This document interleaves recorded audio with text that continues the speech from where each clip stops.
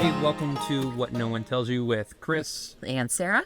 And Kramer. Kramer's here too today. Yes, and if you're watching the video podcast, our setup has changed a little bit, only because we're trying to make do with what we have. So we have two little microphones, we have our computers out. Yeah. If you missed the last tiny episode we released the same day as this one, where we talked about hey, this is where we've been, sort of like a second trailer to our podcast, because it's been a few months since we released an episode. We explained the whole situation of the setup, but welcome back to What No One Tells You. Today we're just going to dive in where we left off, and where we left off was we were in Mexico. And today we're in Nicaragua, but we're going to jump back a few countries because we have a lot to share with you. And the country that we want to talk about right now is Belize, because we had never been to Belize until this previous time. We'd always heard about it. We always hear the jokes like, you don't stop Belizeing. If one more person says that to me, don't stop Belizeing. I can't Belize it. I can't Belize it. I can't Belize it. So Belize, I had no expectations for Belize. I didn't, honestly, the only expectation I had, and this is an awful expectation, was an episode of Frasier where it's an obvious set of, it's such a bad set. It's so bad, but it's like tropical plants around and he's shaking the plants and just he's having an awful time. He's supposed to be on a romantic getaway in Belize. Yeah, that's my only thought about It's not Belize. really Belize. It's not Belize at all. But Belize, we had never been there. It's one of those places that we have been trying to get to. There's a lot of places we've tried to get to. We've had a lot of failed attempts in traveling in the past, and I guess this trip sort of was. It was a success in Belize because we fell in love with it, but then also a failure because nothing went right. So we're just going to kind of talk about what we experienced in Belize, what we learned, what we loved, just if you're going to Belize, what to expect, or maybe it's not even on your radar, but maybe it would be after this episode. These are just going to be our stories of Belize. Yeah, I think our perspective of Belize is coming from Mexico. And Mexico was very loud. It was very chaotic. It's beautiful, but lively. Maybe not chaotic, lively. Very lively. And so when you're crossing the border from Mexico into Belize, it was almost immediately like the structures and the architecture and even, the language changes from Spanish to English, which was crazy to me. I'm like, oh, wait a minute, we're speaking English again. But it changed so fast. It was so drastic when we crossed over. It kind of threw me for a loop, but it definitely felt very Caribbean. Yeah, you're right. It was the second you crossed the border, we didn't expect that because we kind of thought, like you said, you could expect it to be English speaking because it was colonized by the British and it gained its independence in 82, I believe. So it's a relatively young country where it has its own independence, which is really cool. But the drastic difference going from Mexico in Chetumal was where we stayed the night before. We crossed the border, and then all of a sudden, the houses, like you said, were Caribbean. They were colorful. They had more of a stucco-looking architecture. They were raised high because, they're at sea level and they get hurricanes there. It was just very different looking. And then you hear English. And for our poor brains that try as they might are still so bad at Spanish, please don't tell us to try harder. We are trying our hardest. I promise you. I was so bad at learning languages in college and high school that I literally switched to sign language. Instead of taking one more year of Spanish, I switched to doing sign language and having to do 3 more semesters of language because I was so bad at foreign languages. This is a constant struggle.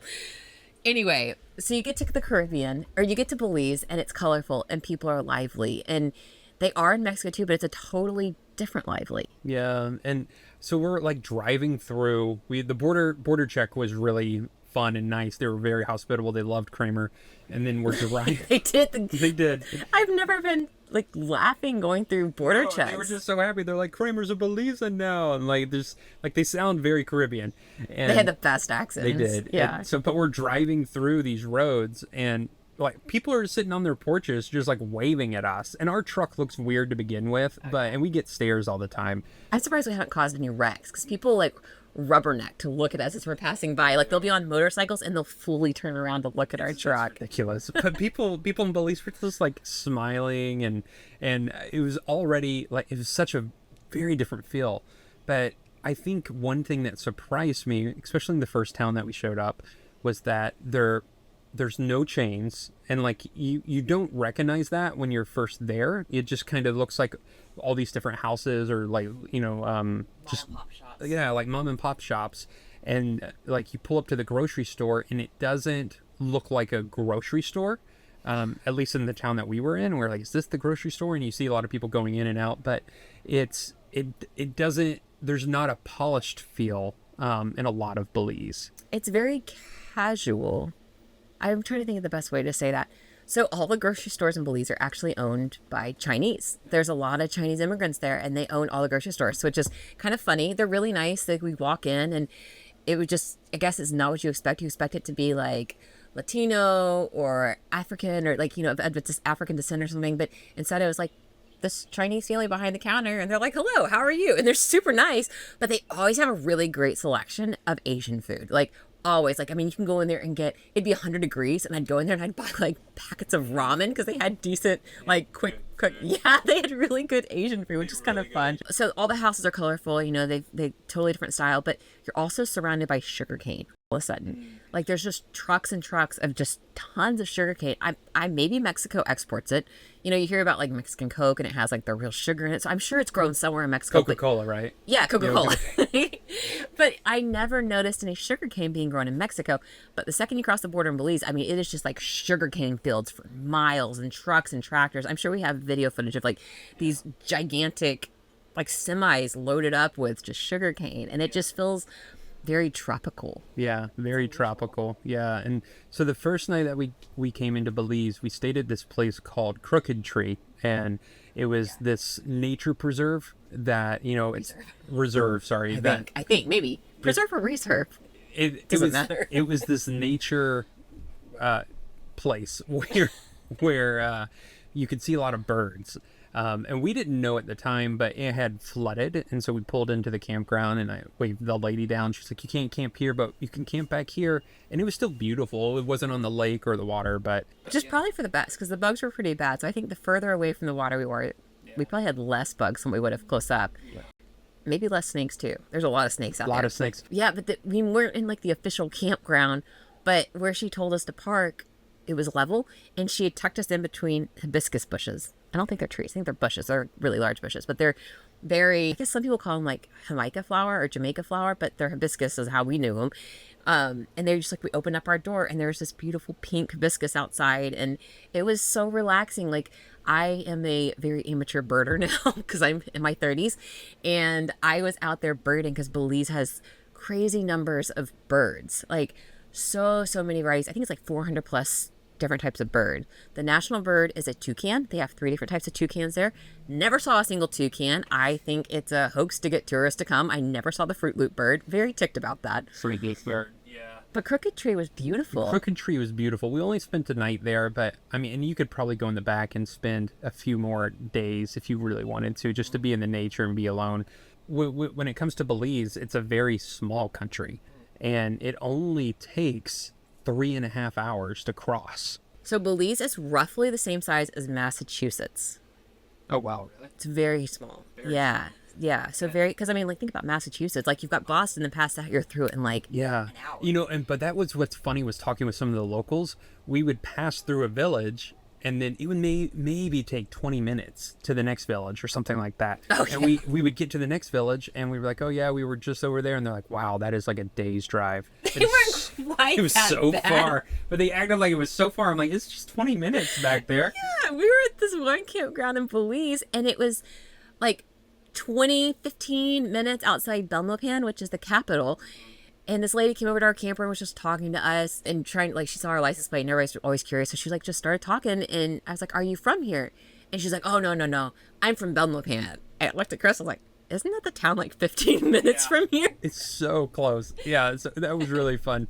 Oh, man. Let's talk about, like, our perceptions going to Belize a little bit more. Like, we knew that it was colonized by the British, so there was going to be a lot of English influence. Like, Queen Elizabeth is still on their currencies, on their bills. We had been told that Belize City was very unsafe, which we actually spent some time in Belize City, and we weren't expecting that. Yeah, we'll get to that here in a minute. Yeah. Other than that, we had heard great things about, snorkeling. You have the Blue Hole. So I think pretty much people told us there's nothing really to see on land in Belize. You've got to go underwater. That's what there is. But I think people are wrong in that. I feel like that's an unfair statement. Now, I'm not saying go to Belize and don't go to the water, because I think if you're going to go visit Belize for vacation or for any sort of travel adventure, you've got to do the water stuff, because I think that's where Belize really shines. But if you're in Belize, I don't think you should bypass like the jungles and stuff too, because it is a very different feel being inland. Yeah, like you can go, and so a lot of people go into the jungles. They'll go on cruise ships, and the cruise ships will drive them to Belmopan, up in the Or jungle. yeah, up to San Ignacio, which Yeah. is like there's a lot of Mayan ruins up there and Yeah. stuff. So there's a lot of Mayan ruins, but then they'll drive them to the jungle, and you'll go zip lining, or they have a lot of caves, and they have like a river where you can tube through the caves, and it's super interesting. I mean, if you're looking for some like tropical adventure, you can find that in Belize. Besides just scuba diving or snorkeling, it can be a lot of like just kind of relaxing. People love the beaches there for good reason. Well, not really the beaches, because the beaches aren't that great, because the coral reef, they're home to the second biggest barrier reef in the world, second only to the Great Barrier Reef in Australia. So it's huge and like scuba diving, snorkeling paradise. But because it's so close to the land on these islands, like they call them the Keys, but because it's so close in, there's not a great natural beach. There's only like, one sort of natural beach that people talk about, and that's like really far south in Belize. But the beaches on the islands. There are little beaches, but they're not really that big or that noteworthy. Like, I was reading some reviews of hotels, and people were like, yeah, you actually have to take like a boat out to get to like where you enjoy the beach because it's so far off. It's not like a natural, it's not like you go to the Bahamas and hang out on the beach or something. Yeah, so I think you really got to enjoy the water if you're going to go there. But I think nature in general, like people talked about like the land in Belize, and all we would hear is, stay away from Belize City, and that's all people would tell us. But I didn't realize how famous Belize was for bird watching and nature in general.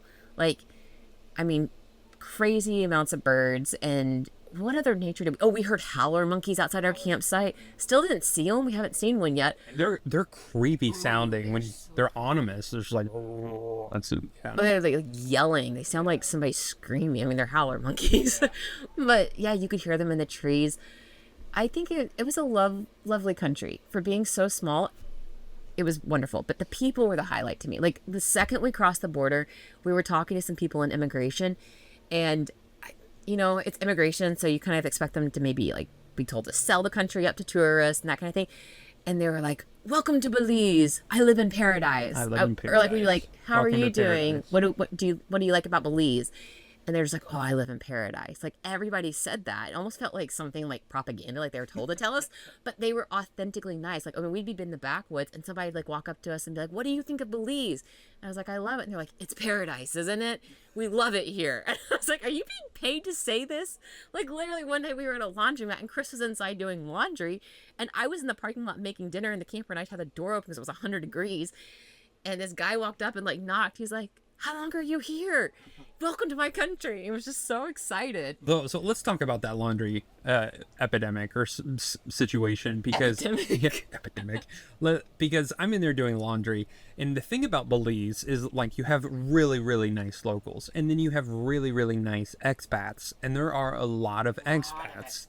A lot of expats are here. People are moving from the States and Canada and wherever else to live in paradise because they're tired of living where they're at. And we met several expats, some super nice and then some like really weird. And honestly, like you find that anywhere in the world, but man, like, so this laundry place, we were talking, and these guys were running just kind of away from their problems, and they're like, "Hey, this is we're in Belize because we love it, and they have more freedom to do whatever they want to do in Belize, I guess, hang out in the trees or whatever." But they were Canadian, and I asked them, I'm like, "What do you miss anything about Canada? Like, what do you miss about Canada? Like, why are you in Belize?" And he said in all seriousness, he looked at me and he said, "I miss the maple syrup." Such a cliche. Please, Canadian friends, don't hate us. He wasn't helping. He was not helping the image of Canada. Because I love Canada. I love my Canadian friends. But that's like such a cliche. It'd be like Americans being like, "Man, I really miss my Big Mac." I miss the maple syrup. But I will say, to his defense, groceries in Belize can be expensive. I thought they were very expensive. At least the imported ones. Yeah, the imported one, like, very expensive. We went to the grocery store, and then we looked at the price. It was like $100 for like what we checked out with, and we had some medicine and different things too. Yeah, I had to get like shampoo and conditioner. I should have stocked up in Mexico, but yeah, Belize was. It's so interesting because like Belize is really affordable in the things that you should eat, like the local produce, and like even fresh bread from, like, there's a lot of Mennonite communities, or some of them are sort of what we refer to as Amish, but they're, I guess, all called Mennonites down there. Different levels of Mennonites, but they're really kind, and they have really great food and produce. Like eggs are really cheap. I think I bought a dozen eggs for like $1.25. And these are like farm fresh eggs. Don't like, tell people back in the States oh, about I the know. eggs. They'll flock down to Belize. Yeah. Yeah, eggs are very expensive back home right now. But yeah, eggs were affordable. Produce was affordable. Like, so if you bought the things that were grown locally, they were really good quality and they were really cheap. But I like Chris said, like things that have to be imported into Belize, like anything from America, from Canada, it's going to be expensive. So like shampoo and conditioner was really expensive that we found. Gas was like, or diesel was like $6.50 a gallon there. Yeah, it was expensive. It was more than double what we paid in Guatemala the next week. I think back home at the time we left, I think diesel was like $2.50 in Tennessee. So that was really, really expensive. Thankfully, it's not a very big country, so we didn't have to drive that much. No, you can get in and out as quick as you want. But I mean, honestly, we loved Belize, and we would have stayed there longer and experienced it more.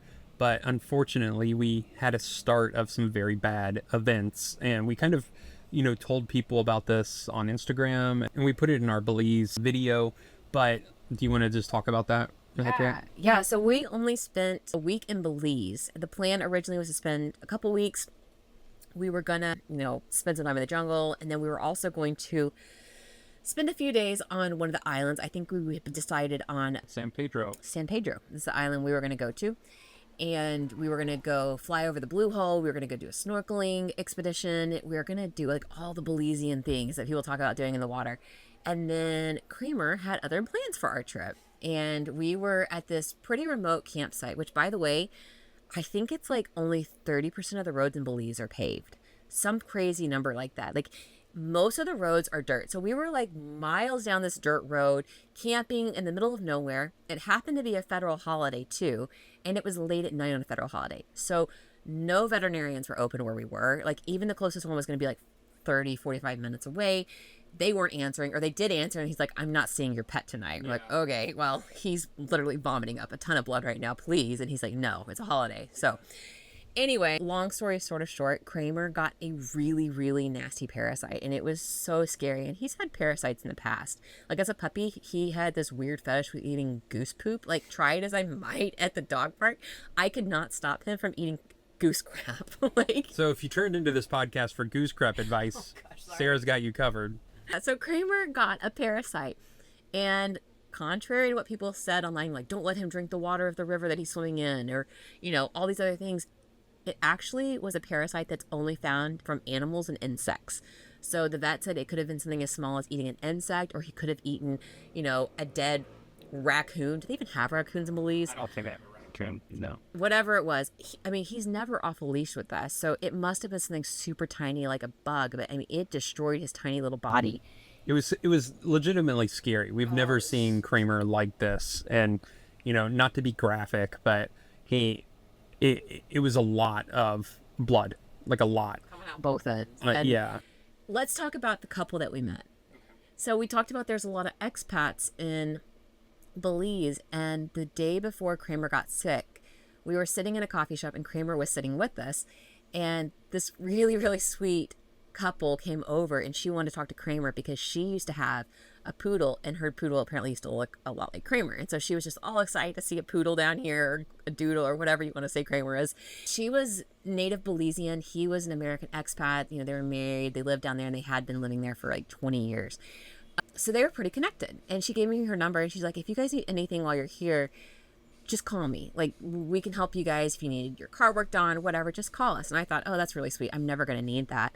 But I saved her card, and like 8 o'clock that night when Kramer was sick, I WhatsApped her and I said, hey, our dog is really sick. We can't find a veterinarian. Can you help us out? And she didn't find just one vet for us who took her call. She found 3. And one of them was an ER vet who was able to take Kramer if we could get there. But she was in Belize City. Yeah.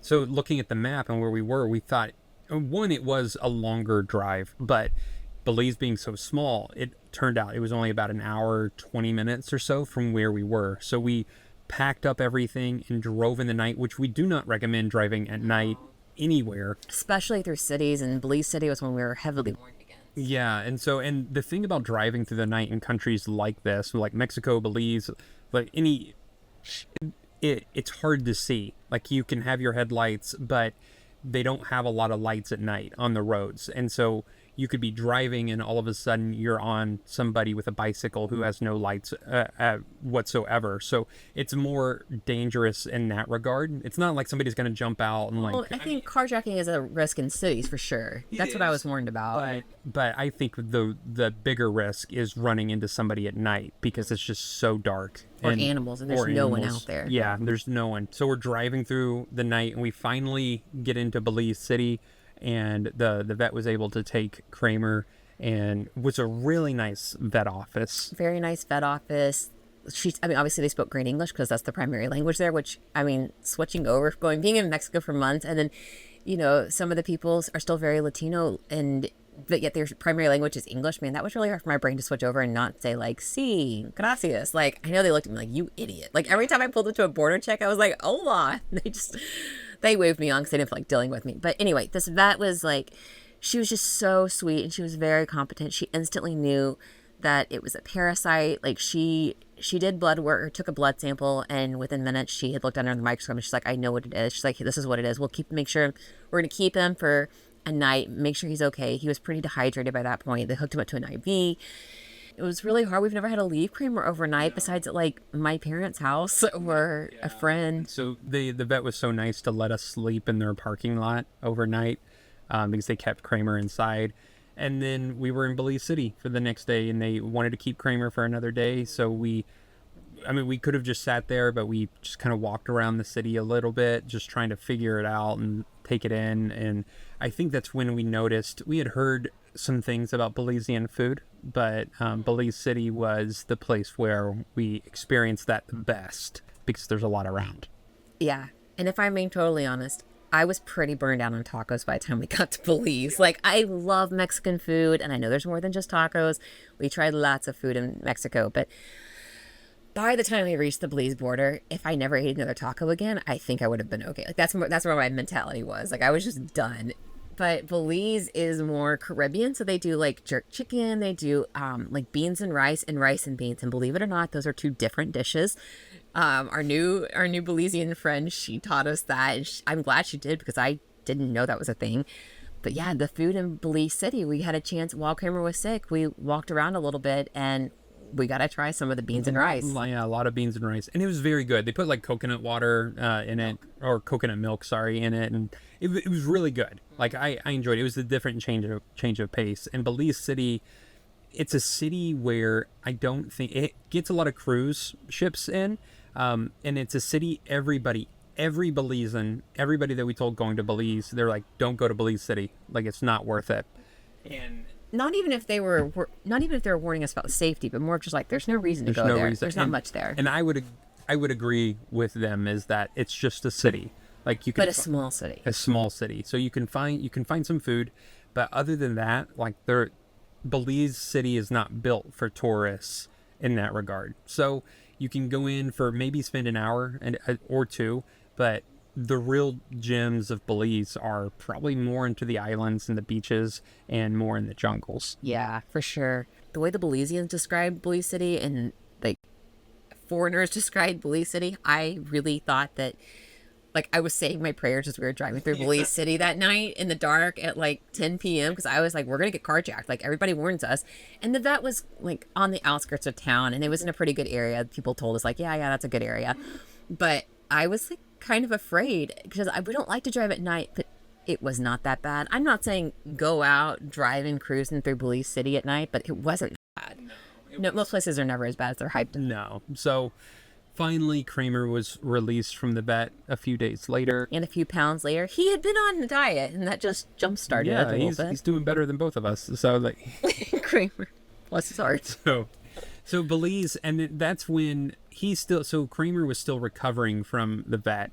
And whether you know it or not, Belize tends to be very hot and humid, and we don't have AC in our truck camper. So we had to make sort of an executive decision, especially with Kramer around us, that we are just not going to be able to do what we really want to in Belize because of the heat and because he needs to recover. So we called our trip a little short and headed towards Guatemala to get to higher elevation. Yeah, it's really a shame because it was sort of peak season. Like everything was booked up on the islands. Like we had picked out a couple of hotels that we were interested in San Pedro. And obviously like when our dates changed because of Kramer, we had to move things around. Everything ended up being booked up that had either AC and or was dog friendly. And so it just was really clear it wasn't working. And so we, yeah, like you said, headed to higher ground. It was more important to keep him safe and comfortable. And I don't think we minded being somewhere a little cooler too. No. But I will say, like, we both, as we were leaving Belize, we both said, I want to come back here. I do, yeah. Even just to relax or just hang out. Like, it was so pleasant. It was such a nice country. For being a really pale person, I really love the sun and I love being in the water, and I cannot wait to go back and go snorkeling. Like I was so looking forward to that. Like I love being in the water. And I think because Belize is such a quick flight, especially from where we live in Chattanooga. I mean, what is it, like a 2.5-hour flight to Belize City from Atlanta? Super short. I mean, that's faster than getting to Colorado. I mean, that's so short for us that I think we could easily go back, and even just for like, you know, a 4-day trip, like a long weekend kind of trip, go down there and go snorkeling, see the blue hole. Yeah. I think it's definitely worth a trip. Yeah. I really do. Yeah. One thing that surprised us about Belize coming from Mexico is that, you know, there's a lot of Mayan ruins. There are all through Central America, but the Mayan ruins in Mexico, like Chichen Itza, and I'm trying to think of, what's the other one? Anyway, there's a lot of Mayan ruins. Teotihuacan. No, that's not Mayan. Oh. It was right, sorry. Anyway, all the Mayan ruins in Mexico that we visited, you cannot climb on them anymore, which is sort of a bummer because, you know, like when I was doing research for places, like when we first visited Mexico in 2022, I believe, all the pictures I had seen online, people had been climbing on the pyramids. I thought, oh, that looks so cool. I can't wait to do that. And then we got there, and I guess it's one of those things, COVID changed, or maybe that's just, you know, there was such an influx in tourism in Mexico, they had to change it, whatever it was. You could no longer climb on the pyramids. And so you kind of just stood there looking at them, and truthfully, like, I understand respecting it and trying to preserve it, but it kind of takes away from the experience because a lot of these things, they don't really have a lot of signage at the places, and so experiencing them is a lot of it is like climbing on them and just sort of being a kid. And Belize lets you climb on the pyramids still. It was fun. It was like being a kid again. Like, and it was also kind of scary when you get to the top and you're like, I can fall and break a leg right now. Yeah, because if it were America, there'd be like 20 warning disclaimer signs and railings. Somebody's going to sue them immediately. Like, yeah. Making you wear a helmet. But it felt very much like Indiana Jones. Like it was like a little temple and you're going through, and it was fun. And we went to one of the lesser known ones. It wasn't as popular. Yeah. Cajalpech. It's actually in San Ignacio, which a lot of people go to San Ignacio because it's very like backpacker friendly. That's where all the Mayan ruins are. So if you're going to go experience the jungle in Belize, you will probably stay in that city. And it's a nice little town. It's not a city really. It's just a town, but it's nice. Great market. We did the market there. Had some really good pupusas there. It was the first pupusa we had on the trip. Yeah, Cajalpech. We went there first thing in the morning before it got hot so we could leave Kramer in the truck for a little bit.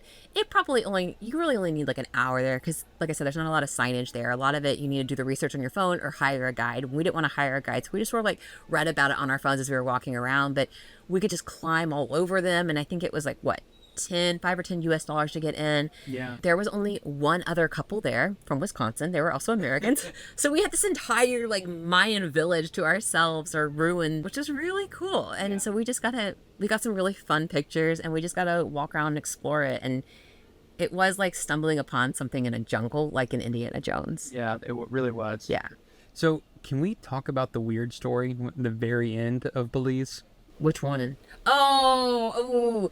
You want to talk about it? Yeah, I mean, this is one of those that if you are an RVer or an overlander or whatever you want to call yourself, and you have used the app iOverlander before, which is what we use to find 95% of our campsites. Look, guys, we love people, and we have interesting, we have interests. We've met interesting people. We've met some strange people. And this was definitely more on the stranger side of things. Yeah. Yeah. Yeah, it's one of those things I'm like, do we exaggerate this in our minds, or was this really that weird? So, like we said, Belize is mostly, like, most of them are unpaved roads, and we found this really cool one on iOverlander, or what we thought was cool. Looking back, I guess there were some red flags in some of the reviews of, like, yeah, I wouldn't go there, but they were kind of being diplomatic about it. But anyway, we decided this looks like a fun place to go. They've got a pool. We're going to go to this house in Belize. So this couple had opened up their house, and people had gallivanted out to this road. And when I say road, I'm being very gracious. It was the roughest road we've ever driven on. Yeah, it was crazy. And so we're driving down this road for probably 30, 40 minutes. I don't know if it took 20, it was like what, 6 kilometers, 7 kilometers down this, like, it took a while because it was slow moving. And we have 4-wheel drive. Our truck can get anywhere, and it got there. But man, it was crazy. And we finally get to the top, and we open up the gate. You know, I'm WhatsApping this guy, and we look out, and both him and his wife are on the porch, just staring down on us on this hill. And at first, that's like, it's just kind of like, is a little weird. It was just a weird, yeah, they watched us unlock the gate, and Chris was out of the car unlocking it, and I look up through the jungle, and there's this couple, and they're just like crazy-eyed staring down at me. Like, I mean, they're a good ways away, but I could tell they were like really enthusiastic about us being there, and they were just like ready to pounce on us. Yeah. And then we get up their crazy driveway, and I'm like, it's beautiful out there. I mean, it is absolutely gorgeous. And then they had like these 3 dogs. They were just There are like 3 dogs, and they're like, one of the dogs loved to play fetch with rocks. So Sarah threw a rock and almost hit it in its head. And they're like, oh, well, sometimes that happens. And it's just like, like with a rock. It was the weirdest dog. They told me to throw it, and I just have a bad arm. It's the dog. It was a border collie, and the dog should have been smart enough to move. I felt so bad though, and Kramer's just like sitting there terrified. So we're throwing rocks at dogs, and then they, you know, these people, they came out and they're vaping, and nothing against anybody that vapes, but we don't vape it. Like, we just don't enjoy that. And so they're vaping, and the first thing that they say to us through their vape was, we haven't been able to get out in months because the road washed away. And my thought was, how much vape did you have because they haven't been able to leave. They haven't left the house literally because the road cleared up that week. Yeah, they said they had not left the house. I think they may have said that we were the first people they had seen in like weeks and weeks. And maybe that's where part of the creepiness came from. I feel so bad saying this because we didn't tell them who we were. So they're never going to hear this. But they were probably really great, nice people. But the whole atmosphere of driving really far down this road, and then like the dogs were like surrounding our truck, and they were definitely like keeping an eye on us. And then like they were showing me around, and it was a really beautiful house. They had a great pool. They had great facilities for overlanders. And then the wife looked at me and she's like, well, we thought we would have dinner and a pool party tomorrow. We can all hang out at the pool all day, and then we can have dinner together. And that was really sweet. But I was like, oh, well, we had to leave first thing in the morning. And she was so sad, and I felt really bad. But it was just like, I'm pretty sure they would have hopped in our little camper and had dinner with us in here if we had invited them. And it was just a little bit too like, it was a little too clingy. And we both had this weird gut check of like, I don't like this. Like, it's just weird enough that it's kind of uneasy. And they weren't dangerous people. I don't think they were gonna. It was just like, we were just kind of like, it was just weirded out. And so I told them, hey, I forgot something back into town. I've got to leave. I'm so sorry. It's gonna, we've got to go back. And so we got into the truck. We literally stayed there for maybe about 15 minutes, 20 minutes of that max. And then we went back down the road, and we were hightailing it. And we're like, we will sleep on the side of the street. Like, we just didn't care. It was that weird, like, go with your gut. Something felt weird. It felt like Belizean deliverance is what it felt like. We could make that joke because we're from Tennessee. So that's what it felt like. So, yes. Most expats and people that we meet are super nice and normal, and just like they've seen people, but for whatever reason these people hadn't been around people in a long time. Yeah, I don't want to make it sound like everybody in Belize is like that. There's definitely people down there who are living off the grid because they're running from something, and then there's people who are living off the grid because they really like quiet. They want to live off the grid and grow their own veggies and like just have that whole environment about them, and that's beautiful and great. But I definitely got the impression that that couple might have been running from the law in some way, and I didn't quite know what was happening. And they would not be the first people that we've met on this trip who have been running away from the law. In fact, Actually, oh my gosh, you're right. We did meet a guy who was on the run. in Oaxaca, he was in a tent, and then people are like, yeah, he did something in the U.S. and he is running right now. And he was openly talking about it to everybody in the campground. It was the Born weirdest- and raised in L.A., and he was just like, yeah, I can't go back. If I go back, I'm in jail for 30 years. We're like, what did I'm you like, do? I don't know what you did, man, but nice to meet you. Have a nice time. He never was. I never got that creepy feeling from him. He and his girlfriend are both really nice. Yeah. But yeah, They invited us. They made us dinner on the holiday that we celebrated there. very sweet people. Super sweet. I don't know. Yeah, anyway, so Belize, we thoroughly enjoyed our time in Belize, and we wish we could have stayed longer. But if you have any recommendations, because we want to go back, and I think we will go back, I mean, because it's so close to our home, please let us know. Yeah, please. And I think we should also kind of conclude by saying like who Belize would be good for. Yeah. I think Belize would be a great destination for like first-time international travelers who are American, like first-time international travelers, because it is English speaking, but yet it feels culturally very different than the U.S., kind of like the Caribbean would feel. But you get to like, you know, use a different currency, but the conversion rate's super easy. It's like $2 Belizean for every $1 US, so you just have to half everything. So like mathematically, it's really easy to go in there and try to figure it out. Communication's easy. You get to have a little bit of adventure in a place that's totally different. I think it's a really great, easy first place for people. It really is.